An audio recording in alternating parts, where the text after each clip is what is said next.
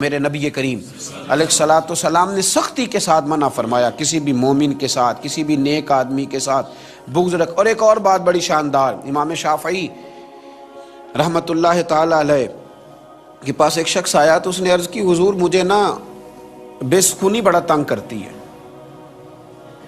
ہمارے زمانے میں بے سکونی بہت بڑا مسئلہ ہے۔ کبھی کبھی میں سوچتا ہوں جب کوئی آدمی آ کے کہتا ہے نا کہ میں بور بڑا ہوتا ہوں تو میں سوچتا ہوں اس نے وقت کہاں سے نکالا ہے بور ہونے کا۔ مطلب میں جی بڑا بور ہو رہا ہوں جی، آج کل بڑا پریشان ہوں، تو اکثر میں سوچتا ہوں کہ یہ کیا ہوتا ہے بور ہونا، اس کا کیا مطلب ہے۔ کچھ لوگ بے سکون رہتے ہیں، پھر وہ کہتے ہیں بور ہو رہے ہیں، پریشان ہو رہے ہیں، کوئی پروگرام بناتے ہیں، کہیں نکل جاتے ہیں، کہیں ایسے ویسے کرتے ہیں۔ امام شافعی رحمۃ اللہ علیہ سے ایک شخص نے کہا حضور بے سکونی رہتی ہے تو یہ بتلائیے کہ دنیا میں بے سکون کون ہوتا ہے؟ تو امام شافعی فرمانے لگے دو بندوں کے علاوہ تو مجھے کسی کا بے سکون ہونا سمجھ میں نہیں آتا۔ دو ہی لوگ ہیں جو بہت زیادہ بے سکون رہتے ہیں، باقی تو میری سمجھ میں نہیں آتا۔ کہا حضور کون کون سے؟ یہ بات ہمیں سمجھ لینی چاہیے، آگے پہنچا دینی چاہیے۔ میرے سننے والوں کو یہ سمجھ لینا چاہیے کہ یہ دو لوگ ہیں، وہ غور کریں، وہ دیکھیں کہاں میل کچیل ہے۔ امام شافعی فرمانے لگے دو ہی بندے بے سکون ہیں۔ کہا کون کون سے؟ فرمایا ایک حسد کرنے والا، دوسرا لوگوں کے ساتھ عداوت اور بغض رکھنے والا۔ دو ہی بندے بے سکون ہیں، اگر یہ دونوں کام چھوڑ دیں گے تو اللہ ضرور سکون عطا فرما دے گا۔ یہ دو لوگ ہی بے سکون ہیں، یہ حسد کرتے ہیں، کینہ پروری کرتے ہیں، بغض رکھتے ہیں، عداوتیں پیدا کرتے ہیں تو بے سکون رہتے ہیں۔ اگر یہ ان کاموں سے نکل جائیں گے تو عرش کا مالک اپنے فضل سے انہیں سکون عطا فرما دے گا، ان پر اپنی رحمتیں فرمائے گا۔ یہ دو لوگ بے سکون رہتے ہیں، تکلیف میں رہتے ہیں، اذیت میں رہتے ہیں۔ اس لیے اور پھر کچھ لوگ تو ایسے ہیں کہ جو ایسے لوگوں کے ساتھ بغض رکھتے ہیں، ایسے لوگوں کا کینہ دلوں میں پیدا کرتے ہیں، ایسے لوگوں کا کہ جن کا کینہ دلوں میں رکھنے سے نہ صرف یہ کہ دل زنگ آلود ہو جاتا ہے بلکہ میں کہتا ہوں کہ سوچیں تباہ ہو جاتی ہیں۔ میرے نبی کریم علیہ الصلوۃ والسلام نے فرمایا، اور بڑے خوبصورت انداز میں حضور نے ارشاد فرمایا، سنن ترمذی میں حدیث ہے، نبی پاک علیہ الصلوۃ والسلام نے فرمایا کہ میرے، یہ لفظ دیکھنا، ان پر غور کرنا، حضور نے فرمایا میرے صحابہ کے بارے میں اللہ سے ڈرنا، خدا کا خوف کرنا، میرے بعد انہیں نشانہ نہ بنانے لگنا۔ حضور علیہ الصلوۃ والسلام فرمانے لگے جس نے انہیں میری محبت کی وجہ سے محبوب رکھا، میری وجہ سے محبوب رکھا، اس نے صحابہ کو نہیں، اس نے مجھے محبوب رکھا۔ اور فرمایا جس شخص نے انہیں تکلیف دی اس نے مجھے تکلیف دی، جس نے انہیں اذیت دی اس نے مجھے اذیت دی۔ تو میرے محبوب علیہ السلام فرمانے لگے جس نے مجھے اذیت دی پر اس نے میرے اللہ کو اذیت دی۔ میرے صحابہ کے بارے میں اللہ سے ڈرنا، جس نے انہیں اذیت دی اس نے مجھے اذیت دی، اور جس نے مجھے اذیت دی اس نے میرے اللہ کو اذیت دی۔ اور فرمایا جس نے اللہ کو اذیت دی قریب ہے کہ اللہ اسے گرفتار کرے گا، اللہ اسے پکڑ لے گا۔ اور کچھ لوگ ایسے ہیں جو سادات کرام سے بغض رکھتے ہیں، گویا سیدہ فاطمہ الزہرا کی اولاد سے بغض رکھنا، گویا مولا کائنات شیر خدا سے بغض رکھنا، وہاں عداوت پیدا کرنا۔ میرے مصطفیٰ کریم نے فرمایا تھا علی تیری محبت ایمان ہے، تیری محبت ہی ایمان ہے، اور کہا شیر خدا سن لو تیرا بغض ہی نفاق ہے۔ منافق کی مجبوری ہے، وہ مجبور ہے وہ علی سے بغض رکھے گا، اور مومن کی مجبوری ہے، اس کی مجبوری ہے، وہ مومن جو ہوا اس کی مجبوری ہے وہ ہمیشہ علی علی ہی کرتا رہے گا، وہ مومن جو ہوا۔ اور یہ تفریق خود رسول پاک نے بیان فرما دی، نبی پاک نے بیان فرمایا علی کا بغض نفاق ہے اور علی کی محبت ایمان ہے۔ گویا رسول اللہ کے خاندان سے بغض رکھنا، گویا نبی پاک، او بھائی ہم نے تو جس استاد سے سبق پڑھا ہو نا تو ہم تو اس کے پوتوں کی نوکری کرنا بھی فخر سمجھتے ہیں، ہم تو اپنے شیخ کے پوتوں پڑپوتوں کی نوکری کرنا بھی فخر سمجھتے ہیں، اور پھر محمد عربی کا خاندان، پھر رسول اللہ کا خاندان، ان کے بارے میں بات کرنا۔ حضرت امام حسن رضی اللہ تعالیٰ عنہ ارشاد فرماتے ہیں یاد رکھنا نبی کریم علیہ السلام نے فرمایا تھا جو شخص ہم سے بغض یا حسد کرے گا، یعنی امام حسن فرماتے ہیں حضور نے فرمایا تھا جو ہم سے یعنی اہل بیت نبوت سے جو حسد اور بغض کرے گا تو فرمایا وہ قیامت کے دن میرے حوض کوثر پہ نہ آئے۔ یار عجیب بات ہے، میرے حسن سے بغض رکھے میرے حسین سے بغض رکھے، میری فاطمہ سے بغض رکھے، میرے علی سے بغض رکھے، اور پھر یہ امید رکھے کہ میں اپنے ہاتھوں سے اسے جام کوثر پلاؤں؟ فرمایا وہ نہ آئے، ایسا نہ ہو کہ وہ کوثر کا جام پینے آئے اور اسے آگ کے انگارے نصیب ہو جائے۔ یہ خود امام حسن رضی اللہ تعالیٰ عنہ کا قول موجود ہے۔ گویا رسول اللہ صلی اللہ تعالیٰ علیہ وسلم کے خاندان سے بغض رکھنا، اہل بیت نبوت سے بغض رکھنا، اور مستدرک میں تو جو حدیث ہے وہ بڑی عجیب ہے، بڑی عجیب ہے۔ نبی کریم علیہ السلام نے فرمایا، سن لینا، اور یہ جو حدیث ہے نا، یہ میرا خیال ہے راٹ لینی چاہیے، یہ مستدرک میں موجود ہے، راٹ لینی چاہیے۔ میرے رسول کریم علیہ السلام نے فرمایا، جو شخص بیت اللہ شریف کے ایک کونے میں اور مقام ابراہیم کے درمیان نماز پڑھے اور ہر وقت کثرت کے ساتھ روزے رکھے، یعنی عام جگہ پہ نماز نہ پڑھے، بیت اللہ شریف جا کے مقام ابراہیم پہ نماز پڑھے اور روزے بھی کثرت کے ساتھ رکھے، اور پھر حضور فرماتے ہیں میرے اہل بیت نبوت کے بغض اور دشمنی پہ مر جائے، جنت میں نہیں جائے گا، جہنم میں جائے گا۔ رکھے سنبھال کے اپنی نمازیں، چاہے بیت اللہ میں پڑھی ہوں، رکھے سنبھال کے اپنی نمازیں، چاہے اس نے خانہ کعبہ میں ادا کی۔ اس لیے بریلی کے امام نے کہا تھا، تیری نسل پاک میں ہے بچہ بچہ نور کا، اور تو ہے عین نور تیرا سب گھرانہ نور کا۔ ان سے پیار کرے۔ رسول اللہ کے خاندان، ایک کسی شاعر نے ایک جملہ کہا، اس نے بڑا ہی شاندار کہا، اس نے کہا عظمت آل نبی بھول نہ جانا لوگو، دیکھنا غیر کی باتوں میں نہ آنا لوگو، عظمت آل نبی بھول نہ جانا لوگو، صحابہ سے، اہل بیت سے۔ اور پھر نبی پاک صلی اللہ علیہ وسلم نے فرمایا، عرب کے لوگوں سے بھی بغض نہ رکھنا۔ ترمذی میں حضور صلی اللہ تعالیٰ علیہ وسلم نے فرمایا، گویا حضور فرما رہے ہیں میں بھی تو عربی ہوں نا، میری برادری سے، میرے قبیلے سے، میرے علاقے والوں سے بغض نہ رکھنا۔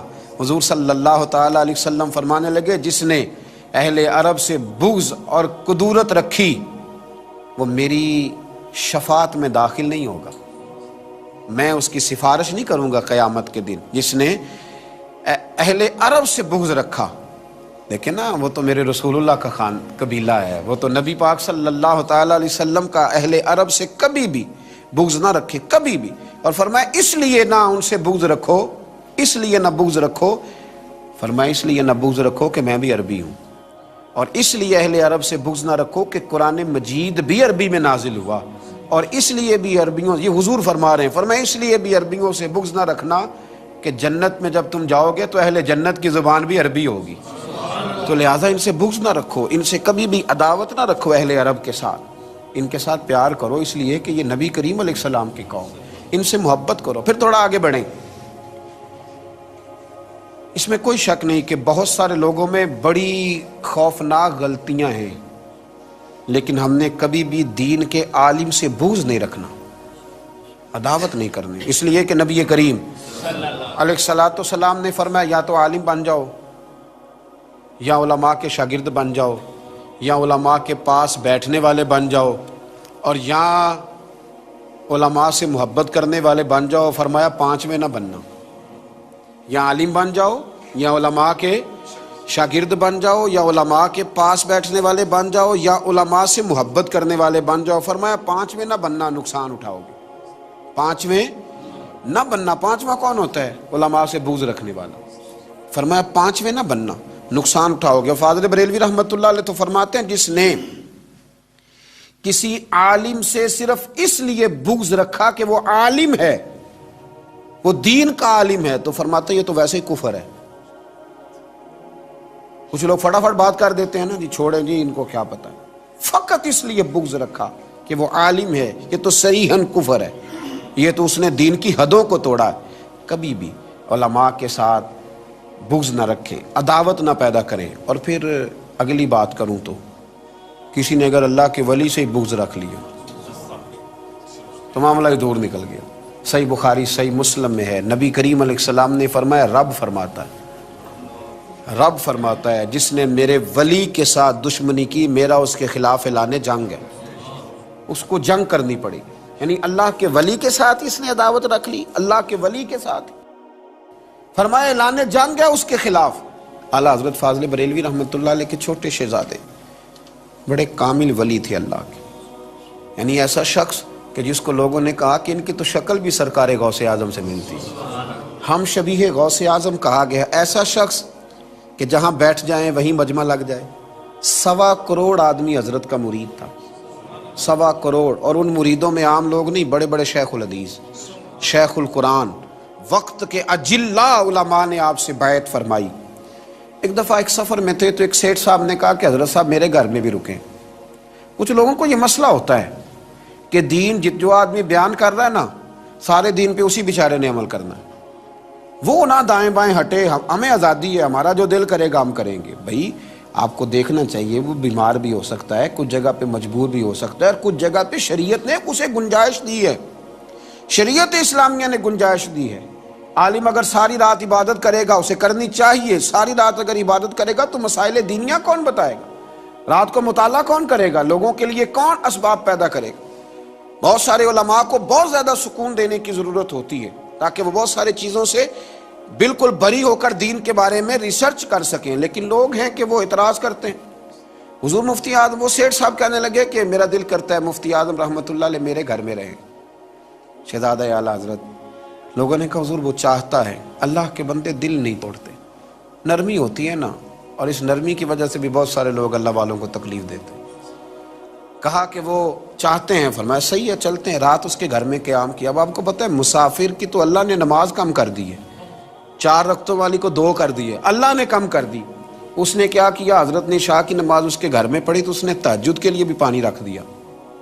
حضرت آرام سے سوئے رہے، سحری کا وقت ہوا، فجر کی اذان ہوئی تو حضرت اٹھے، وضو فرمایا، نماز پڑھی، ناشتہ کیا، روانہ ہو گئے۔ اس نے شور کرنا شروع کر دیا، اتنے بڑے ولی بنے پھرتے ہیں، 1.25 کروڑ آدمی مرید ہے تو تہجد تو پڑھی نہیں۔